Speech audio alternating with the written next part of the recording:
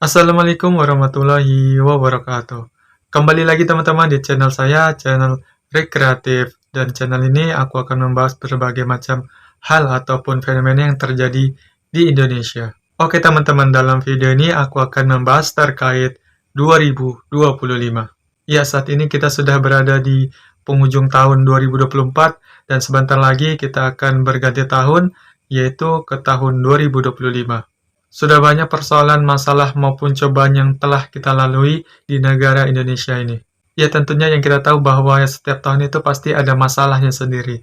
Dan seiring bergantinya tahun, masalah tersebut tentunya pasti akan terus meningkat.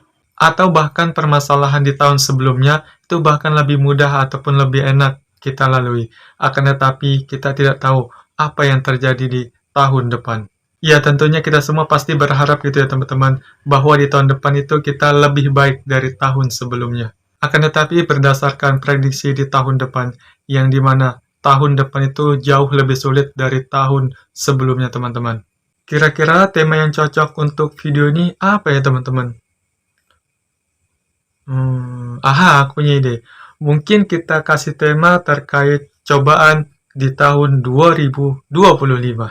Ya, karena kita tidak bisa menentukan apa yang akan terjadi di tahun 2025, akan tetapi kita bisa memprediksi hal-hal apa yang akan terjadi di tahun 2025 atau di tahun depan.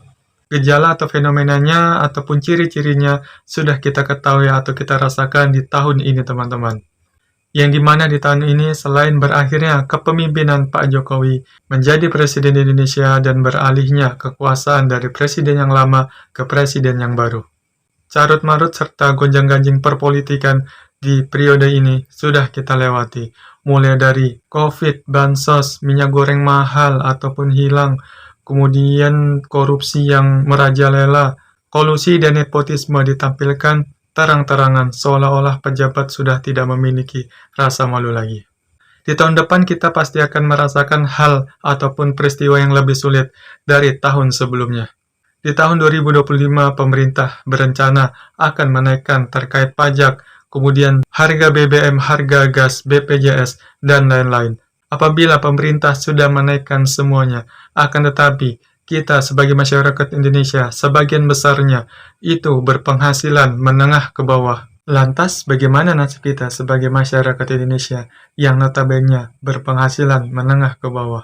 Untuk makan aja susah, ditambah lagi harus membayar pajak, yang dimana pajaknya terus meningkat lagi. Negara tidak pernah mencarikanmu pekerjaan atau membantu mencarikanmu pekerjaan.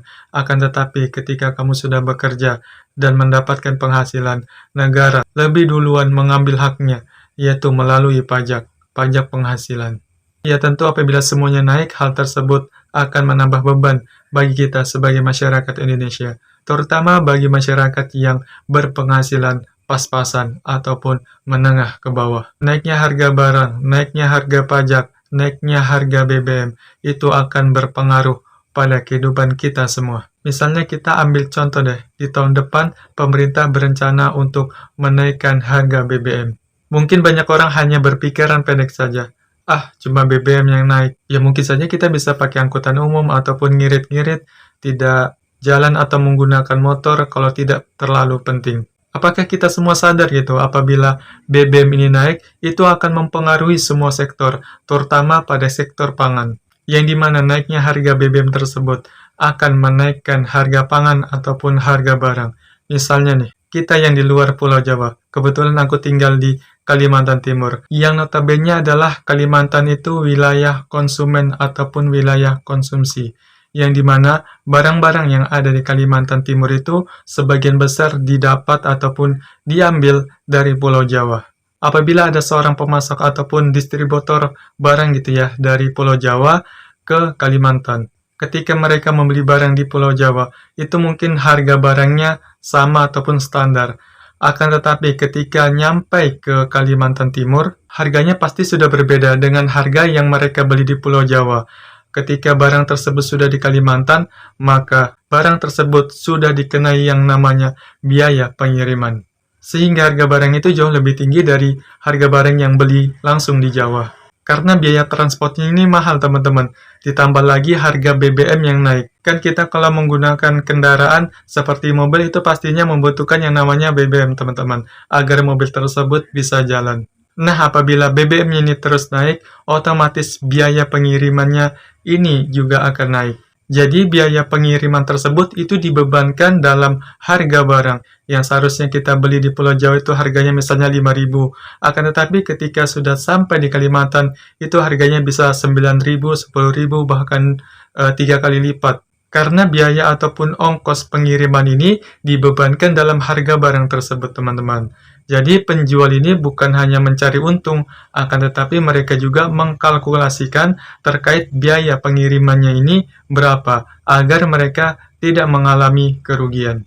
Nah, itu mungkin salah satu contoh dari harga barang ya teman-teman yang naik apabila BBM ini naik. Sebetulnya masih banyak yang terdampak teman-teman apabila pemerintah ini menaikkan harga BBM, seperti biaya transport ataupun biaya lainnya yang berhubungan dengan penggunaan bahan bakar minyak. Wah, semakin berat ya teman-teman ke depannya. Apalagi pekerjaan kita itu tidak tetap teman-teman, yang dimana penghasilan juga tidak menentu. Hal tersebut pastinya akan membuat kita lebih terpukul lagi. Iya, seperti itulah teman-teman. Kantong kering, banyak yang harus dibayar ke negara, akan tetapi tidak ada impact atau dampak yang bisa kita rasakan ketika kita sudah taat membayar pajak. Ditambah lagi pada saat ini banyak fenomena terkait perusahaan-perusahaan besar Indonesia itu mengalami tutup teman-teman. Sehingga banyak karyawannya itu di PHK atau pemberhentian hak kerja teman-teman. Sehingga warga Indonesia banyak yang nganggur. Nah, ini juga menambah beban pengangguran Indonesia yang semakin meningkat, sehingga beban kemiskinan Indonesia juga akan terus meningkat. Ya memang sih kalau wacana seperti itu di tahun 2025 akan menjadi tahun yang lebih berat dari tahun sebelumnya. Akan tetapi kita harus tetap kuat teman-teman dan selalu bersabar gitu ya untuk melewati segala macam ujian yang sedang kita hadapi. Tentunya perubahan-perubahan tersebut itu berada di tangan kita, di tangan masyarakat Indonesia, karena kedudukan atau kekuasaan tertinggi itu berada di tangan rakyat. Terus semangat teman-teman, walaupun berat ataupun pahit, akan tetapi harus tetap diperjuangkan. Assalamualaikum warahmatullahi wabarakatuh.